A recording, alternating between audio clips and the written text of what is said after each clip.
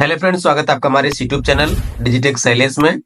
Friend, अगर आप एक सीएससी वैली हैं, आप सीएससी चलाते हैं या फिर सीएससी चलाने की सोच रहे हैं फ्रेंड, तो आज ये जो वीडियो मैं आपको बताने वाला हूं, इसमें कुछ ऐसे अपडेट्स के बारे में आपको जो बताऊंगा कि इस अपडेट को जो है, इन बातों को सीएससी वैल्यू को फॉलो करना बहुत जरूरी है। और मैं आपको एग्जाम्पल के साथ बताऊंगा, क्योंकि हमारे साथ, हमारे जो मित्र हैं उनके साथ कभी न कभी ऐसा हुआ है। इसलिए हम आपको ये सब बता रहे हैं कि आप अगर इनको फॉलो करेंगे तो आप किसी भी प्रॉब्लम से बच सकते हैं जो आपको फेस करनी पड़े। तो इस वीडियो में आपको हम कुछ पॉइंट्स जो है बताएंगे, उसके साथ साथ आपको चलना होगा। अगर आप उसको फॉलो करते होंगे तो अच्छी बात है, अगर आप फॉलो नहीं करते होंगे तो आप उसको फॉलो करना स्टार्ट कर दीजिए। आपको मालूम होगा कि हमारे चैनल पर सीएससी से रिलेटेड अपडेट आते रहते हैं, तो आपको अगर जनसेवा या सीएससी चलाने में कोई इशू आता है तो आप हमारे चैनल की वीडियोस को देख सकते हैं। हमारा व्हाट्सएप नंबर हमारी वेबसाइट पे मिल जाएगा, आप उससे मुझे मैसेज कर सकते हैं। हम आपको इजीली हेल्प प्रोवाइड करा देंगे, आपको जिस भी टॉपिक पे, जिस भी सर्विसेज के बारे में बात करनी है। तो फ्रेंड, बिना देर किए चलिए इस वीडियो को शुरू करते हैं और आपको स्टेप बाय स्टेप सीएससी से रिलेटेड जो अपडेट होते हैं ये जल्दी कोई बताता नहीं है, और हम आपको पूरा डिटेल इसमें बताएंगे ये जरूरी क्यों होता है। तो हम आपके सामने एक पीडीएफ फाइल को ओपन करेंगे। पीडीएफ फाइल में हमने जो है सारे टॉपिक को जो नोट कर दिया। तो फ्रेंड, चलिए कंप्यूटर स्क्रीन पर चलते हैं और आपको स्टेप बाय स्टेप दिखाते हैं। फ्रेंड, वीडियो शुरू करने से पहले हम आपको एक अपडेट बता देते हैं कि सीएससी के टॉपिक पर, पूरे सीएससी में जो सर्विसेज यूज होती हैं, इस पर हमने एक ई बुक तैयार किया है। अगर आप उस ई बुक को लेना चाहते हैं तो आप उस ई बुक को भी ले सकते हैं, और ई बुक में आपको सीएससी से रिलेटेड सभी जानकारियां मिल जाएंगी, कौन कौन सी सर्विसेज होती हैं, किसको हम किस तरह से यूज करते हैं। और इसके साथ साथ हम आपको अपनी तरफ से कुछ एडिशनल बोनस देंगे, जिससे कि आपको पासपोर्ट साइज फोटो बनाना, Aadhaar card, voter card, PAN card, Ayushman card, Abha card, इस तरह के सीएससी सेंटर पर जितने भी काम आते हैं प्रिंटिंग के लिए, उन सबका एक्शन फाइल आपको मिल जाएगा। आप उन सारे कामों को वन क्लिक में कर सकते हैं। और इसी के साथ साथ हम आपको मैरिज बायोडाटा का जो फॉर्मेट होता है, रिज्यूम का जो फॉर्मेट होता है, इस तरह की फाइलें आपको प्रोवाइड कराएंगे। तो लिंक आपको डिस्क्रिप्शन बॉक्स में मिल जाएगा, आप वहां से सीएससी की पूरी ई बुक आप डाउनलोड कर सकते हैं। तो चलिए अपनी वीडियो में आगे बढ़ते हैं और आपको दिखाते हैं। तो सबसे पहले फ्रेंड देखिए, हमने यहाँ पे एक पीडीएफ को ओपन कर लिया है, जो पीडीएफ मैंने खुद तैयार किया है। अब इसमें कौन कौन सी मेजर बातें हैं, जो कि यहाँ पे इस वाली पीडीएफ हमने 4 पॉइंट नोट किया और अगले वाले पीडीएफ में कुछ पॉइंट नोट किया है। अब देखिए, सीएससी वैली के लिए जरूरी अपडेट जो हमेशा आपको याद रखनी चाहिए।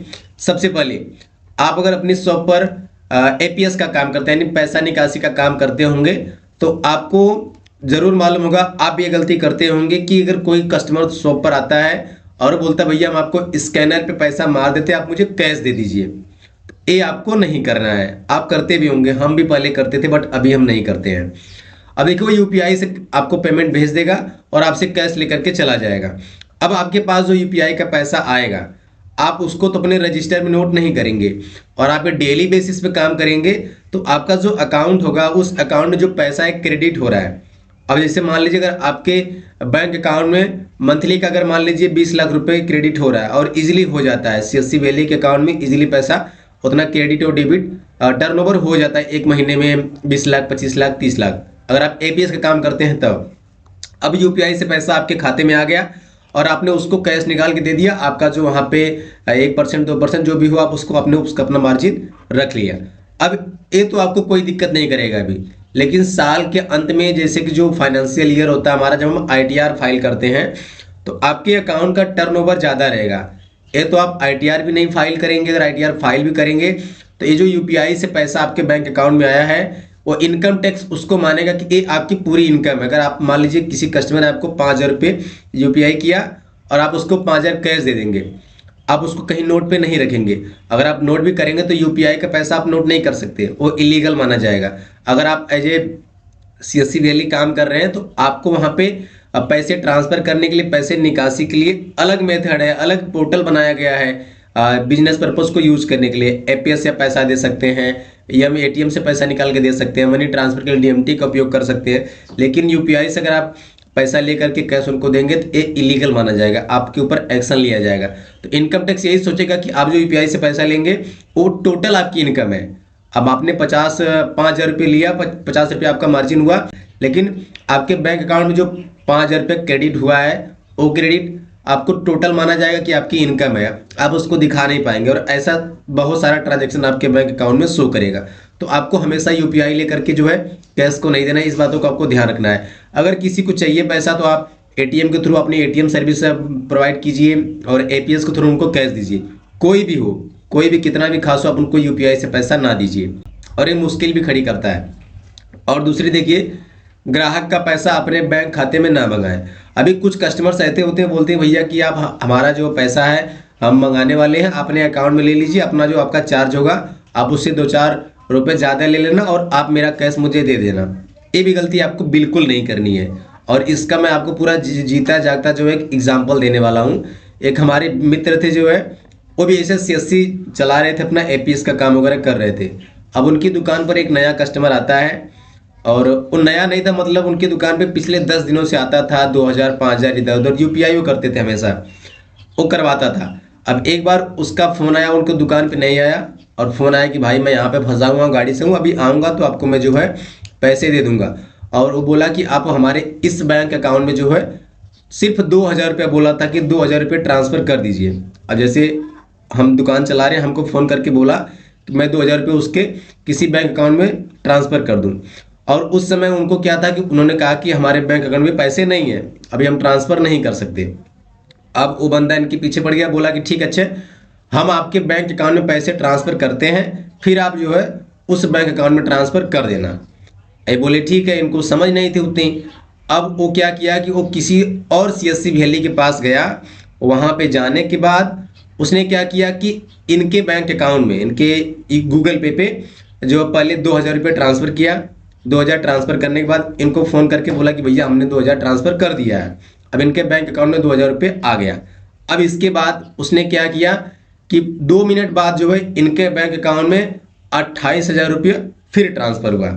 28,000 ट्रांसफ़र फिर हुआ, 2000 पहले हुआ था, 2-4-5 मिनट बाद 28,000 फिर ट्रांसफ़र हुआ। अब फिर दोबारा उसने इनको फ़ोन नहीं किया।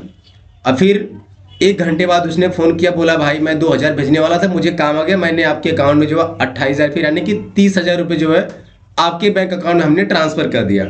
अब ठीक है, अब उनको पीछे पड़ गया कि आप हमारे उस बैंक अकाउंट में ट्रांसफ़र कर दीजिए। अब उनका था सेविंग अकाउंट। अब सेविंग अकाउंट में आपको मालूम होगा कि लिमिट लग जाती है, कभी कभी आप ज़्यादा पैसा ट्रांसफ़र कर देते यूपीआई से तो लिमिट लग जाती है। तो उस समय इनका संजोग सही था कि इनका लिमिट लग गया। अब लिमिट लगने की वजह से इनके बैंक अकाउंट से पैसा जो है ट्रांसफ़र नहीं हो पा रहा था और शाम को 5 बजे उसने ट्रांजेक्शन किया था और इन्होंने 7:30-8 बजे जो अपनी शॉप को जो है शटर डाउन करके अपने घर पे चले आए।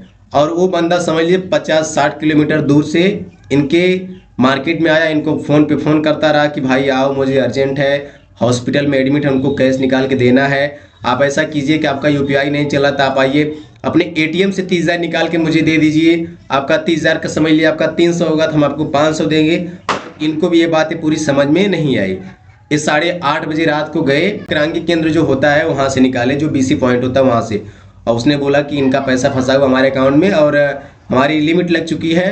और वो आदमी उनको बहुत परेशान कर रहा था कि आप कर दीजिए बहुत तरह से। तो इन्होंने वक्रांगी केंद्र पे गए, अपने एटीएम से 30,000 रुपये जो है ट्रांसफ़र किए, अपने मतलब कैश निकाले। वक्रांगी वाले ने इनसे पूछा कि भाई आप इनको जानते हैं? बोले हाँ ये जानते हैं, इनको हम ये 10 दिन से हमारी दुकान पे आ रहे हैं। अब देखिए, अब इन्होंने क्या किया कि 30,000 रुपये निकाल के उसको कैश दे दिया। अब उसने इनको 300 की बजाय 500 दे दिया। ठीक, 500 दे दिया, वो अपना कैश लेके चला गया, ये अपने घर पे आ गए। अब नेक्स्ट डे जब ये अपनी शॉप को ओपन करने गए, उसी समय इनको एक कॉल आया कि भाई साहब कल शाम 5 बजे जो है हमारे अकाउंट से जो है आपके अकाउंट में एक बार 2000 और एक बार 28,000 रुपये जो है ट्रांसफ़र किए गए हैं। अब ये क्या बोले कि भाई वो तो एक कस्टमर थे, उन्होंने बोला था कि हम पैसा लगा रहे हैं और आप मुझे कैश दे देना, हम उनको जानते भी थे जो है। तो वो बोला कि उन कस्टमर का नाम बताइए, उनका मोबाइल नंबर नाम वगैरह सब कुछ था, बट उसका कुछ पता नहीं चला। अब वो बंदे ने क्या किया कि वो बोला कि हमारी दुकान पे कस्टमर आया था, उसने 2000 रुपये मुझे दिए, मैंने आपके अकाउंट में ट्रांसफ़र कर दिया। इसके बाद जो 28,000 रुपये था वो हमने ट्रांसफ़र नहीं किया है। अब वो ये बोलने लगा कि हम अपनी मोबाइल छोड़ करके अपनी दुकान में किसी को सामान देने के लिए चले गए थे और उसने मेरी मोबाइल को लेकर के जो है 28,000 रुपये फिर से आपके बैंक अकाउंट में ट्रांसफ़र कर दिया है। तो ये क्या बोले? अब वो इनको ये बातें समझा रहा है, ये बात समझने को तैयार ही नहीं, और पुलिस वगैरह लेके इनकी दुकान पे चढ़ गया। अब इनको क्या करना पड़ा कि एक तो 30,000 रुपये अकाउंट से निकाल के दे दिए थे उसको, अब मान लीजिए 28,000 फिर उसका इनके पास आया था और इनके पास कुछ नहीं था, इनका तो 30,000 चला गया था जो आया था। अब इन्होंने फिर उसको 28,000 रुपये जो है निकाल करके अपने पास से निकाल करके उसको दिया, पुलिस वगैरह से बचने के लिए। पुलिस भी इनको धमकाने लगी, आप ऐसा ऐसा काम करते हैं और सीसीटीवी दिखाओ अपने सेंटर का। इनके सेंटर पे सीसीटीवी नहीं था क्योंकि वो बंदा तो वैसे कॉल पे आया था, मोबाइल नंबर उसका दिया, मोबाइल नंबर स्विच ऑफ होने लगा और उसका बैंक अकाउंट से उसकी जो है डिटेल उन्होंने पता करने की बात की तो उसमें भी जो है ज़्यादा कुछ पता नहीं चल पाया। इस तरह से होता है कि आप किसी का पैसा अपने खाते में ना मंगाइए। जब वो कस्टमर जो इनको फ़ोन किया था कि हम आपके बैंक अकाउंट में पैसे ट्रांसफ़र करेंगे और उस पैसों को आप हमारे वाले बैंक अकाउंट में ट्रांसफ़र कर देना, अगर उसको यही करना होता तो वो डायरेक्ट अपने ही बैंक अकाउंट में ट्रांसफ़र नहीं करवा लेता। जिस दूसरे सीएससी वैली के पास गया था वो इनके अकाउंट में क्यों किया? वो पहले भांप लेते हैं कि ये बंदा कैसा, इसका बिहेवियर है, कुछ कर पाता है कि नहीं, मतलब ये चालाक है कि मतलब इसको कोई भी बेवकूफ़ बना लेगा। तो उस तरह से था, ये थोड़े सीधे साधे थे और उसने जो है इनको 5-10 दिनों के भीतर पूरी तरह से भांप लिया था। 1,500 2,000 4,000 करवाता था। एक बार उसने जो है इनसे मोटा अमाउंट जो है ऐंठ लिया, इन्होंने कुछ नहीं कर पाया। इसलिए ये बातें होती हैं कि किसी भी ग्राहक का पैसा अपने बैंक अकाउंट में ट्रांसफर ना करें, ना लें और इसके बाद किसी बैंक अकाउंट में उसको ट्रांसफर, अगर ट्रांसफर करते भी हैं तो आप डीएमटी सेवा से ट्रांसफर कीजिए। और अभी आपको मालूम होगा कि आप अगर मनी ट्रांसफर करेंगे किसी को, यूपीआई को छोड़ के आप किसी भी पोर्टल के, चाहे स्पाइस मनी, चाहे पे नियर बाई, चाहे रेलीगेयर, चाहे डीजी पे, उसमें अब आपको ई-केवाईसी के माध्यम आ गया है। अब ई-केवाईसी क्या है? जैसे मान लीजिए आप एक कस्टमर हैं, आप हमारी शॉप पर आए और आपको 5,000 रुपये किसी को भेजना है, तो सबसे पहले आप अगर आते हैं तो हम आपका आधार कार्ड लेके आपके नाम से ई-केवाईसी करेंगे कि आप आए हमारी दुकान पे। हम आपकी जब ई-केवाईसी करेंगे इसके बाद हम उस बैंक अकाउंट में पैसे ट्रांसफर कर सकते हैं। ये आरबीआई का गाइडलाइन है। उससे ये पता रहेगा कि आप खुद आए थे हमारी दुकान पे पैसा लगवाने के लिए, और ये जरूरी इसलिए होगा कि जो ब्लैक मनी होती थी, किसी से फ्रॉड करके पैसा लाया गया, किसी बैंक अकाउंट में ट्रांसफर किया गया है, तो आप अगर आ रहे हैं तो आपका डाटा हमारे पास रहेगा, आपका आधार कार्ड रहेगा, आपने फिंगर लगाया है तो हम आपको इजीली पकड़ लेंगे भैया यही आए थे पैसा लगवाने के लिए। इसलिए डीएमटी सेवा करिए अगर आप मनी ट्रांसफर करते हैं तो, ना कि यूपीआई करें। ठीक। अब तीसरा चीज ये है कि पैसा निकासी का रजिस्टर बनाएं। रजिस्टर बनाने की बात क्यों आती है? अगर आप आधार से पैसा निकालते हैं या ट्रांसफर भी करते हैं तो आप प्रॉपर रजिस्टर बनाइए। रजिस्टर में कस्टमर का नाम, कस्टमर का मोबाइल नंबर, कस्टमर का पता, ट्रांजैक्शन आईडी नोट कीजिए, डेट नोट कीजिए, कस्टमर का सिग्नेचर लीजिए, उसका आधार नंबर भी लीजिए आप। ठीक, इतना आप ले लेंगे तो आपको कभी भी कोई भी कस्टमर परेशान नहीं करेगा। और इसका भी मैं आपको एक एग्जांपल बताता हूँ, आप बस वीडियो को पूरा ध्यान से देखिए, आपको मैं सारी चीजें सच बता रहा हूँ। अब देखिए रजिस्टर मेंटेन की बात क्यों आती है। अभी एक हफ्ते की बात है, हमारे बगल के एक सीएससी वैली थे, हमारे भाई लगते हैं, और उन्होंने मुझे फ़ोन करके बोला कि यार भाई अक्टूबर महीने में 6 अक्टूबर को हमारी शॉप पर एक कस्टमर आया, मतलब एक बाबा जी आए, वृद्ध थे जो है 60-65 साल उनकी एज थी। अब वो आए अक्टूबर में आए थे, तो अक्टूबर में उनका पीएम किसान सम्मान निधि का पैसा था, 6,000 रुपये उनका आया था। और उसने चेक करवाया, चेक करवाने के बाद पैसा निकासी किए और उन्होंने उनको पैसा भी दिया था। पैसा देने के बाद अब वो बाबा जी क्या किए कि एक महीने 24-25 दिन बाद फिर उनकी दुकान पे आए। इनकी दुकान पे आने से पहले किसी और दुकान पे गए और बोले कि हमारा अकाउंट चेक करो। अब दूसरी जो है सीएससी वैली जब उनका अकाउंट चेक किया तो बोला आपके अकाउंट में पैसा इतना इतना है। अब बोले यार हमारे अकाउंट में उतना पैसा था और अभी पिछले महीने हमने उस दुकान पे चेक करवाया था और अभी आप बता रहे कितना पैसा है। तो उसने क्या किया कि उनको मिनी स्टेटमेंट निकाल के दे दिया और ये मिनी स्टेटमेंट लेकर के हमारे मित्र के पास पहुंच गए। अब इनके पास गए, बोले कि पिछले महीने में 6 तारीख को हम आपके यहाँ आए थे और आपने हमारा अकाउंट तो चेक किया था, बस आपने पैसा भी निकाल लिया, हमको जो है पैसा भी नहीं दिया। अभी क्या करें? अब इन्होंने रजिस्टर मेंटेन नहीं किया था। मतलब रजिस्टर, आप पैसा निकासी करते हैं तो रजिस्टर पे नाम लिखेंगे, सिग्नेचर करवाएंगे, पता लिखेंगे, मोबाइल नंबर, तो आपको पता रहेगा कि हमने इस डेट में कितना ट्रांजेक्शन किया है, किस किस कस्टमर का किया है। इनके पास रजिस्टर नहीं था। और आप नेक्स्ट पॉइंट देखिए हमारे इसमें पीडीएफ में कि अपने सीएससी सेंटर पर सीसीटीवी कैमरा जरूर लगवाएं। इन्होंने रजिस्टर मेंटेन नहीं किया था लेकिन सीसीटीवी कैमरा जरूर लगवाया था। इनके सेंटर पर सीसीटीवी कैमरा था। तो अब क्या किया कि इन्होंने तो मतलब अगर जो पोर्टल ये यूज करते उसमें गए, उसमें भी शो कर दिया कि पैसा निकाला गया है, लेकिन इनको भी याद नहीं था कि हमने कैश दिया है कि नहीं दिया है। अब 1-1.5 महीने बाद पहले की बात है, कौन याद रखेगा? और डेली कस्टमर 5, 10, 20 आते रहते हैं। अब ये सीसीटीवी कैमरा जो लगवाए थे उसमें जाकर इन्होंने देखा कि 6 तारीख को कितने बजे ये बाबा जी आए थे। तो उसमें जो है इन्होंने पैसा देते समय जो है रिकॉर्डिंग उसमें शो कर दी, इन्होंने पैसा दिया था, बाबा जी ने पैसा भी लिया था, लेकिन बाबा जी को याद नहीं था, बाबा जी दोबारा से चले आए थे। तो ये चीज़ें अगर आपके साथ होंगी तो आप फंस जाएंगे। एक तो आप रजिस्टर मेंटेन कीजिए, दूसरा आप सीसीटीवी कैमरा जरूर लगवाइए। तो फ्रेंड, अगर आप मनी ट्रांसफर और आधार निकासी काम करते हैं, पैसा निकालते हैं, तो आपने सेंटर पर रजिस्टर जरूर मेंटेन कीजिए और सीसीटीवी कैमरा जरूर लगवाइए। इन दोनों का एग्जाम्पल मैंने आपको दिखा दिया, जो कि रियल है, पूरी तरह से हमारी जानकारी में है। पहला तो यूपीआई से किसी कस्टमर का पैसा आप यूपीआई से ना भेजें, या फिर यूपीआई लेकर उनको कैश ना दें, या फिर किसी का ज़्यादा पैसा अपने बैंक अकाउंट में लेकर अपना कमीशन रख के किसी दूसरे को ना दें, आप प्रॉब्लम में फंस जाएंगे। ठीक, अब देखिए नेक्स्ट स्टेप में क्या है कि हर साल आईटीआर फाइल करें। अब आईटीआर क्या होता है? आईटीआर जैसे कि फाइनेंशियल जो हमारा एंड होता है, तो आईटीआर जैसे कि इनकम टैक्स रिटर्न होता है। तो अब हम जो भी सीएससी से ट्रांजैक्शन करते, चाहे पैन कार्ड बनाते, चाहे बिजली बिल पे करते हैं, कुछ भी अगर सर्विसेज हम प्रोवाइड करते हैं, तो उसमें जो हम पेमेंट डेबिट करवाते हैं, उसमें से हमारा कुछ पैसा जो है, कुछ रुपया जो है टीडीएस कटता है। टीडीएस कटता है, तो वो टीडीएस जो होता है हमारा इनकम टैक्स के पास चला जाता है। अब इनकम टैक्स में जब हम आईटीआर फाइल करते हैं, तो उसकी एक लिमिट होती है कि अगर आपकी फाइनेंशियल ईयर में अगर आपकी इनकम 5 लाख 7 लाख इतना अगर है, तो उसके नीचे अगर जितनी आपकी इनकम होगी, आप मतलब मान लीजिए अगर आपकी एक साल के भीतर 5 लाख इनकम है, तो इनकम टैक्स क्या बोलता है कि जिसकी इनकम 5 लाख अगर एक साल में है, तो उसका हम कोई टैक्स नहीं लेंगे, उनका टैक्स रिबेट हो जाता है, नहीं छूट मिल जाती है। अगर मान लीजिए आपका 10 लाख इनकम होगा एक साल के भीतर, तो आपका जो 5,000 रहेगा, 5 लाख रहेगा, उस पर आपको टैक्स पे करना होगा। अब जैसे आप अगर कोई सर्विस यूज कर रहे हैं, तो उसमें आपका टीडीएस कटता जाएगा कटता जाएगा। अब जब साल के एंड में आप आईटीआर फाइल करेंगे, अगर आपकी इनकम उनके क्राइटेरिया से डाउन है, तो आपका जो टीडीएस कटा रहेगा वो तो आपको वापस मिल जाएगा। अगर उनकी इनकम से आपकी इनकम ज़्यादा, मतलब उनकी जो लिमिट है उस लिमिट से आपकी इनकम ज़्यादा है, तो आपको टैक्स पे करना होगा। इसलिए आईटीआर जरूरी होता है। और आईटीआर फाइल करते समय आपको प्रॉपर दिखाना होगा कि हमने हमारे अकाउंट से कितना टर्नओवर हुआ है, हमारी कितनी इनकम हुई, हमने कितना किस में खर्च किया है, वो सारी चीज़ें आपको मेंटेन करके चलनी पड़ती है। अगर आप एक सीएससी भी लें, तो आपको जरूर मालूम होगा कि आप अगर ये सब काम करते हैं, एपीएस का, डीएमटी का, तो आपके अकाउंट में बहुत सा पैसा आता रहता है डेली, जो कि आपके अगर मान लीजिए अगर आपके अकाउंट में डेली का 5 लाख रुपए आ रहा है जा रहा है, आप उससे कितनी इनकम करेंगे? ज़्यादा इनकम नहीं कर पाएंगे। पैसा आ रहा है, पैसा जा रहा है, उस पर 1% आपका जो है मार्जिन बनता है। अगर आप यूपीआई करेंगे उससे, तो यूपीआई से आप कितना कर सकते हैं? यूपीआई करेंगे और बस पैसे का लेन देन करेंगे, रजिस्टर मेंटेन नहीं करेंगे, पूरा मार्जिन अपने पास रखेंगे। लेकिन आपके अकाउंट, आपका जो पैन कार्ड इनकम टैक्स के पास है, वो कल को जब आप आईटीआर फाइल करेंगे, तब भी अगर आपको कुछ मिसमैच डाटा उसको लगेगा, तो आपके पास नोटिस भेज देगा।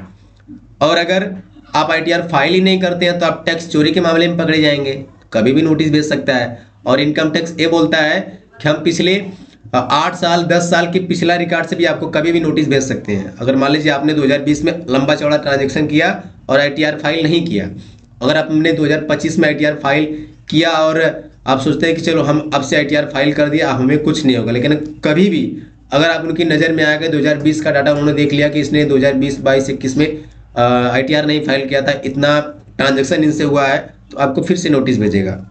बहुत मुश्किल खड़ी हो जाती भाई।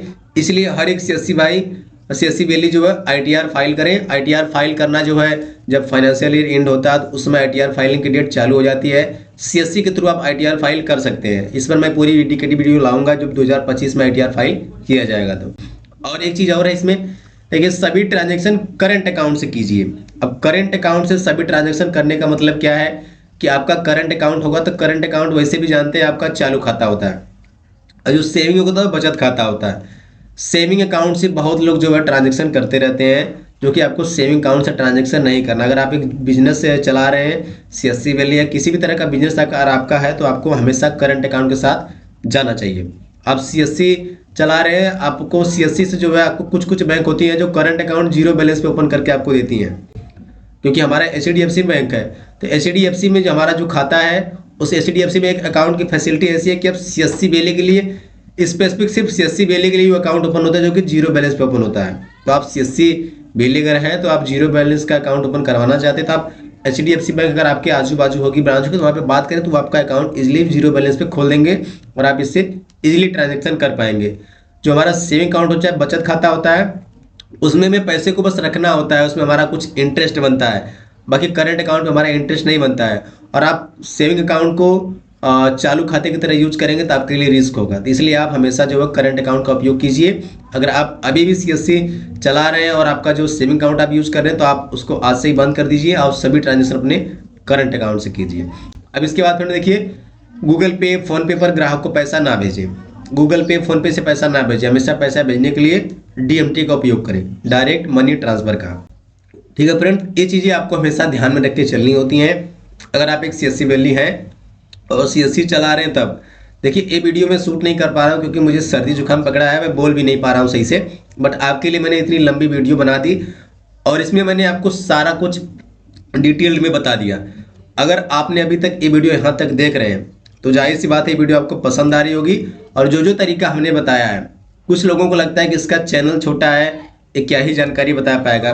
मैं पिछले 4 सालों से सीएससी चला रहा हूँ और 4 सालों में हमने क्या चीज़ें फेस की है वो सब मैं आपके साथ शेयर करना चाहता हूँ कि आप उन चीज़ों के, आप उन प्रॉब्लम में ना फंसे। क्योंकि हमने जो झेल लिया है, हमने जो कर लिया है, हमने जो देख लिया फ्रेंड, अगर आप एक नई वैली है, आपने 1 साल 2 साल 6 महीने आपका आईडी लिए हुआ, आपने काम करना शुरू किया है, कोई बताने वाला आपको नहीं होगा। बट अगर आप इन सब प्रोसेस को फॉलो करेंगे, अगर आपने चालू किया तो आपको इन सबको फॉलो करना पड़ेगा। फॉलो करेंगे नहीं, फॉलो करना पड़ेगा आपको, कोई बाद में दिक्कत नहीं होने वाली है। अगर इनको आप फॉलो नहीं करते हैं तो आपको फ्यूचर में कभी ना कभी मुसीबतों का सामना करना पड़ सकता है और आप प्रॉब्लम में फंस जाएंगे, आपका पैसा भी जाएगा, आपका नाम भी जाएगा, आपका सीएससी सेंटर भी रद्द हो सकता है। तो फ्रेंड इन सब बातों को आप हमेशा ध्यान में रखें और इनको ध्यान में रख करके ही काम करें।